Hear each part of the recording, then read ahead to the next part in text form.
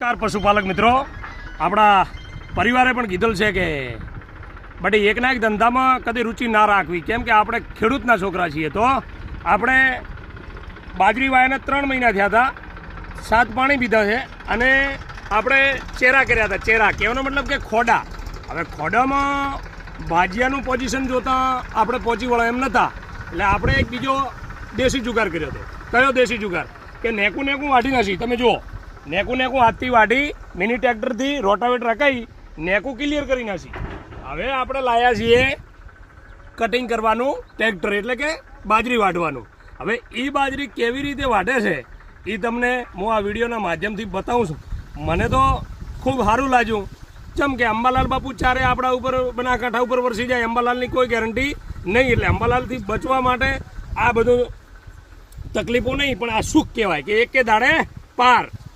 આ કહેવત છે ને, એટલે આ તમારી સામે જોઈ શકો છો. અંબાલાલનો કોઈ ભરોસો નહીં. કદાચ તમે જોજો ખેતીવાડીમાં મારી બાજરી જુઓ, તમે જોઈ શકો છો બાજરી કેવી છે. 7 પાણી પીધા હતા, હાઈટ લંબાઈ પાક પણ સારો છે. અને ભગવાનની દયાથી હવે કટર કેવું ચાલે છે એના ઉપર તમને બતાવી શકું છું. તમે જોઈ શકો છો આ કટર, આ જુઓ તમે, ચાલે ને બરોબર. આપણે ખોડાવાળી સિસ્ટમ હતી, પણ તમે જુઓ હે, હાથીને મણને કીણીને કણ, એટલે થોડો ઘણો તો બગાડ રહેશે મિત્રો. પછી તમારે 5 આંગળીઓ ઘીમાં રાખવી હોય તો પછી મોટી આંગળીને છોડીને જ ચાલવું પડે, કેમ કે તમને એવું લાગે કે મોટી આંગળી બહુ ઘીમાં જતી રહી, નાની. એટલે આ બધું રૂટિંગ તમે જોઈ શકો છો ખેતીનો, કેવું કટિંગ છે ટ્રેક્ટર કેવું. અને થોડી તો ઊંચી વઢાશે.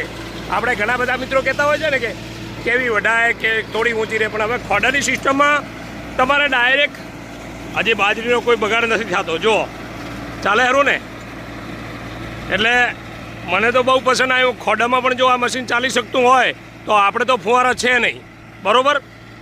એટલા માટે જો મિત્રો કહું છું કે આ સાલ ઉનાળાની સિઝનમાં ખેડૂતોને મતોકુ ભગવાને પાણીના લીધે ચારો બાજરી ખૂબ સુખ છે, ખૂબ આલ્યું છે. પરમાત્માને અરજ કરજો, ભગવાનને. અને અંબાલાલને તો ખાસ કરીને કોઈનો નંબર હોય તો ફોન કરજો કે મહેરબાની કરજે, 15-20 દાડા કાંઈ બોલતો નહીં, સારું ના બોલતો ખોટું ના બોલતો. અંબાલાલને કેમ કે આ બિચારાને બાજરી શિયાળામાં તો આપણે નિષ્ફળ ગયા હતા માવઠાના લીધે, પણ અત્યારે એને અને ભગવાનને નમજો. અને ખૂબ બધું આનાથી પછી રૂડું છું. હર ખેતર હરિયાળી છે, હું તો ખુશ છું.